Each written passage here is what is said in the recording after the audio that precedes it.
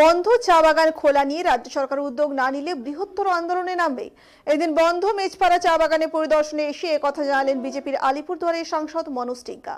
এই বিষয়ে উল্লেখ্য, আজ বাগানের নোটিশ ঝুলিয়ে চা ছেড়ে চলে যায় মেজপাড়া চা বাগান কর্তৃপক্ষ।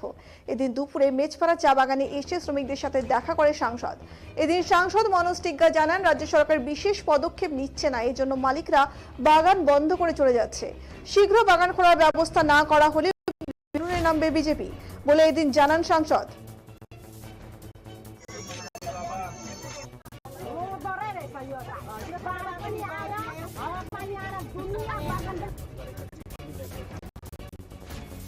আপনারা সকলে জানেন যে এখন এই চা বাগান বন্ধ করা এই চা বাগানের মালিক ম্যানেজমেন্টের একটা অভ্যাসে পরিণত হয়েছে। এর আগে 18টা চা বাগান বন্ধ ছিল, আজকে ডেটে আরেকটা বাগান যুক্ত হয়ে গেছে, 19 হয়ে গেছে।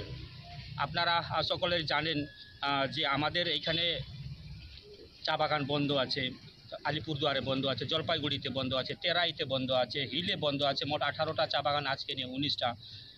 তো একের পর এক চা বাগান বন্ধ হয়ে যাচ্ছে। একদিকে মুখ্যমন্ত্রী শিল্প মেলা লাগাচ্ছেন, অন্যদিকে চা শিল্প বন্ধ হচ্ছে। চা শিল্পের দিকে রাজ্য সরকারের কোনো নজর নেই।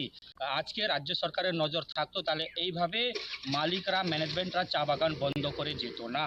আজকে যদি রাজ্য সরকার আইনি ব্যবস্থা এই চা বাগানের মালিক ম্যানেজমেন্টের বিরুদ্ধে নিত, তাহলে এই ব্যবস্থা এই ধরনের বন্ধ করে যেত না। এটা ঠিক